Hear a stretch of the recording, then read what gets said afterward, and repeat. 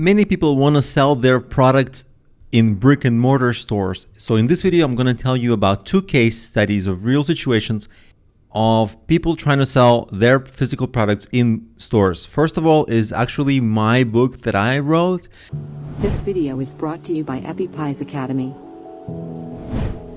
That I sell on Amazon. And first of all, to get into big stores in the United States, it's Barnes & Noble. That's the giant store. You need a literary agent. For an individual, it's just not possible. So you can go to small stores like independent bookstore, but the problem is that they sell almost nothing. And pitching and managing those stores is an absolute nightmare. There's usually very few in your surrounding area because they're dying all the time. So sometimes you can visit one or two in person, but the rest of them you have to very impersonably just cold email or something like that to ask them if they will take your book. And even if they take your books, they take them on consignment, meaning they don't pay you until they sell it, meaning you actually have to spend the money to print the books and send it to them. So you have to invest the money. They might never even sell it. They might never even put it on their shelves. Who knows? And even if they do sell it, it's for very little because they can only have enough shelf space for a handful of books. So you're probably looking at like under $100 every quarter. And that's like very optimistic, which basically makes it not a way you can realistically earn any kind of money. Because also keep in mind, if you sell a book for $15, they take a cut, the shipping takes a cut, the printing takes a cut. So it's like you keep a few bucks at the end. So it's a management nightmare, almost not worth it. That's what I decided for myself. I'm like, I'm not going to be doing that for my book. So that's the story of books. Sad story. Now a client of mine who had a cooking product. It was a kind of a decorative salt, very unique kind of a food product.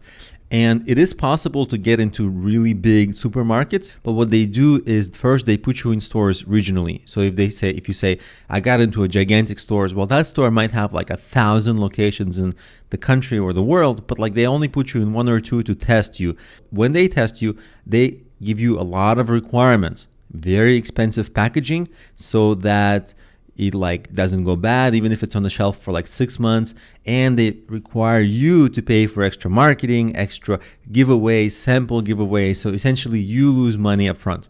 And then because it's an unknown product, usually you get a very low offer of what they sell. Like they might sell your product for $5, sure, but you get maybe get $1, right? And in that $1 or $2 that they offer you, you have to make the product, package the products, pay for your own time, and it's nearly impossible to make a profit. So you either get an extremely low profit or you might even operate at a loss per sale. My client, they got their product into Whole Foods. If you don't live in United States, Whole Foods is like a high scale big supermarket, and they got their product into Trader Joe's, which is like a very cheap supermarket. All have many stores, but they started out regionally.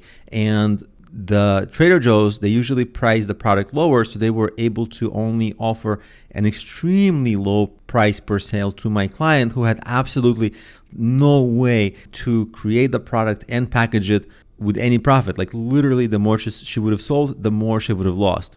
And the worst part is that even if you get going, all of this can stop at any time. If they see like that shelf space that they're giving you is not making enough for them, boom, goodbye. They don't have to ask anyone for permission, especially if you're not a known brand.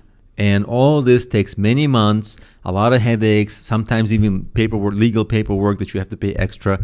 Of course, if you become a popular brand, like some kind of new food that now all of a sudden everybody absolutely loves and like it becomes one of the top foods in that store, then of course you can negotiate your fees. You can negotiate whatever you want. You're gonna sell a huge volume. So of course you're gonna be profitable long term, and all that activity is gonna help you get into other stores. But that's rare. Most of the time, what happens? People break even or lose money, and they kind of quit. So most of the products you see in these big supermarkets, they're just by big companies, because small companies have like a really hard time breaking in, even if they get lucky enough to get accepted into the big stores, because even that is questionable and not easy. So often the strategy might be that first you sell online, turn your business into a brand that then you can leverage to negotiate better rates for yourself and have an easier way to get accepted into stores so that you actually can become more profitable selling in stores. So that's more of a long-term strategy for most cases today, the stores. Short-term is the online sales.